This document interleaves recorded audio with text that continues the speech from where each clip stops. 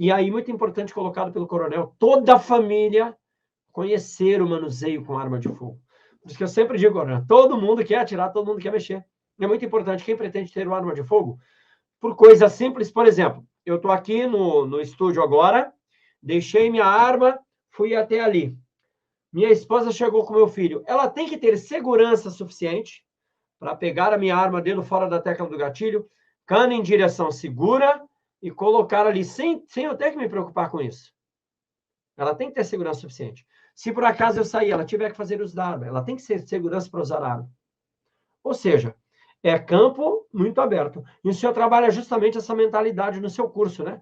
Um curso familiar, né, coronel? Para arma de fogo? Exatamente. É mais um dos tópicos que reforçam a lista de neurótico para mim, né? Está um que eu falo assim, que eu treino a família para se posicionar dentro do carro em caso de eu precisar usar a minha arma. Então, por exemplo, a minha esposa já sabe, se eu precisar usar a arma, ela vai jogar o banco para trás, para poder deixar livre a lateral para eu executar o tiro. Minhas filhas já sabem, já conversamos sobre isso. Caso de necessidade, elas vão deitar no banco, no chão do carro. Né? Então, quer dizer, é uma coisa que a curiosidade, às vezes, vai prejudicar. Teve um caso aqui em Ribeirão Preto, há uns anos atrás, não me lembro, onde eu fui até ver uma entrevista sobre a utilização do armamento utilizado em empresas de valores, que eles explodiram a empresa aqui, né? E foram muitos tiros que eles deram, as pessoas filmando aquilo da janela dos apartamentos com celular. Aí a pessoa não tem noção que o tiro de fuzil pode alcançar 4.000 metros, né? E aí ficavam filmando. Se fosse no Rio de Janeiro, eles estariam deitados no chão, não estariam na janela. Mas aqui não, aqui a gente não está acostumado com isso. Então as pessoas ficavam lá observando aquilo e filmando. Então, quer dizer, é um risco muito grande que, se você não falar, a pessoa não vai ter uma atitude de se defender, de deitar, de não ficar olhando aquilo, né, com a família. E outra situação é você preparar a família para, em caso de acontecer alguma coisa, o que ela faz? Né, que é um planejamento que eu falei. Não precisa ser um planejamento escrito, complexo, nem nada, mas um planejamento, sim. Em caso de entrar alguém, eu posso correr para um quarto e acionar um alarme. Eu posso correr para um quarto e ligar, e fazer uma ligação.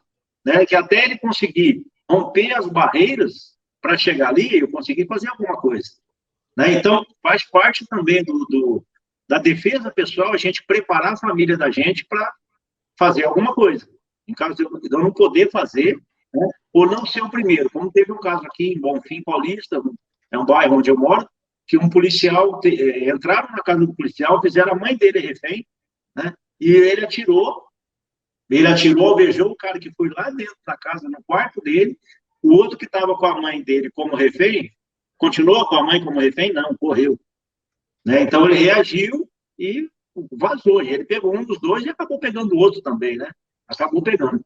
Então, o que eu estou contando nessas histórias, por quê? Porque as coisas acontecem e acontecem dentro da nossa casa. Então, se a gente tiver com a arma bonitinha, guardada, no cofre, sem munição, sem treinamento, vai ser pior ter arma do que não ter. Exatamente. Essa falta de visão é que é muito importante. As pessoas não conseguem entender a necessidade de ter somente uma mentalidade de segurança. E aí não é paranoia, minha gente. Não precisa um plano mirabolante, deitar, não. São coisas simples. Meu filho ouviu um barulho. O que ele deve fazer? Ele deve abrir a janela e acender a lâmpada? Ou ele deve me procurar? Para que eu possa, ainda no escuro, identificar o que está acontecendo. Eu trazer toda a família para o quarto mais seguro, por exemplo. Enquanto a minha esposa liga, eu faço a defesa da porta, a teoria do castelo, trago meu filho para cá. Se meu filho estiver na rua, mando a mensagem. Ter um grupo para emergência, não é para bom dia, boa tarde, boa noite, falar de política, para nada. É só para emergência. Por exemplo, mandar a localização em tempo real, porque as pessoas são levadas com seus celulares.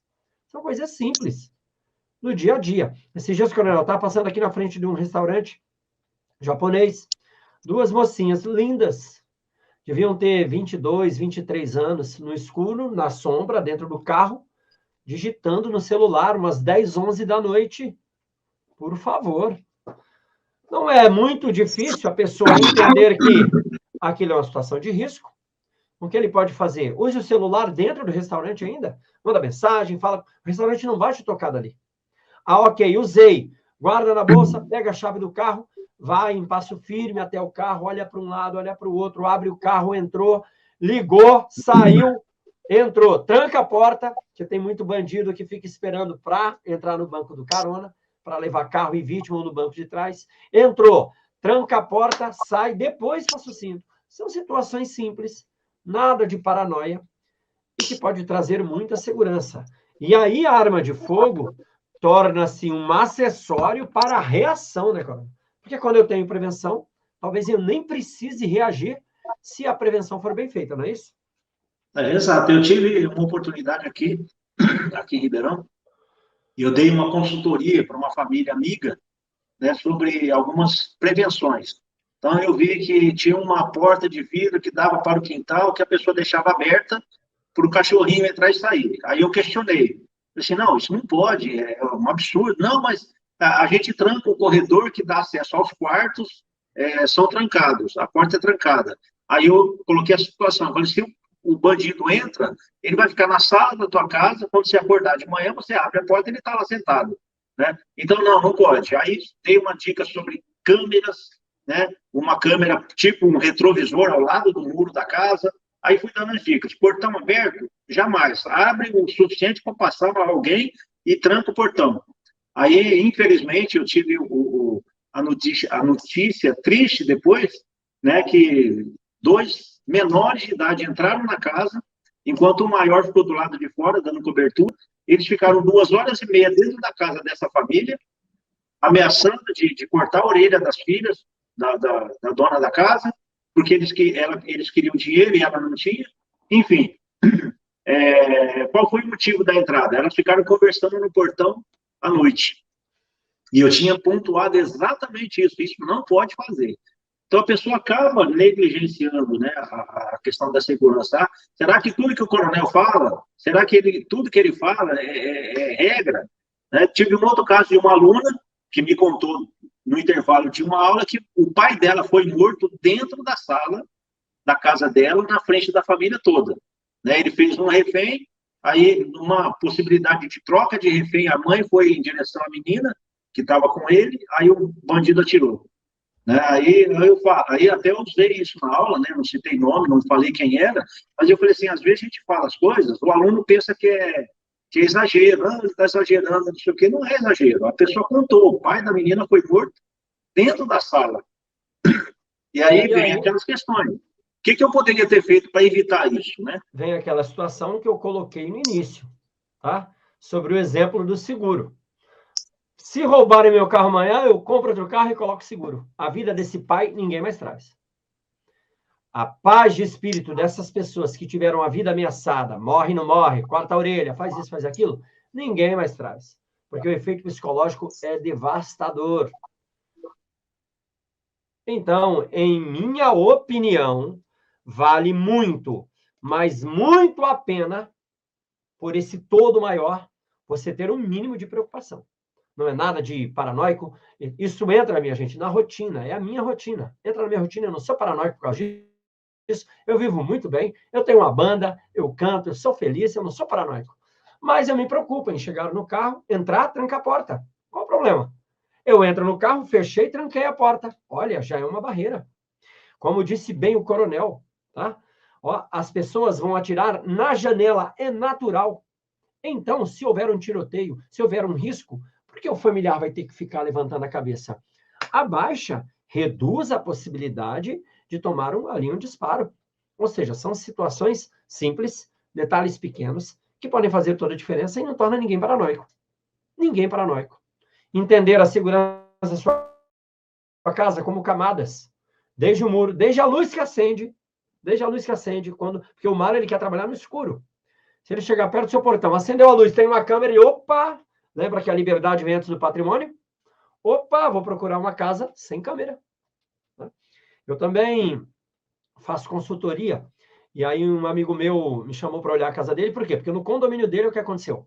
Os bandidos entraram, as janelas não tinham grade, tá? Não tinham grade. Os bandidos entraram, desrosquearam ali a janela, Abriram o vidro e aí foi um escarcéu. Sorte que não tinha ninguém em casa, mas levaram tudo. Aí o meu vizinho me chamou e falou, cara, eu coloquei grade aqui na janela, tá? O que mais eu poderia fazer? Aí eu chamei ele para o lado de fora e disse, cara, pense como um bandido e veja todas as formas que você tem para entrar aqui. E ele começou a especular. Se eu subir aqui, ele começou a achar falhas.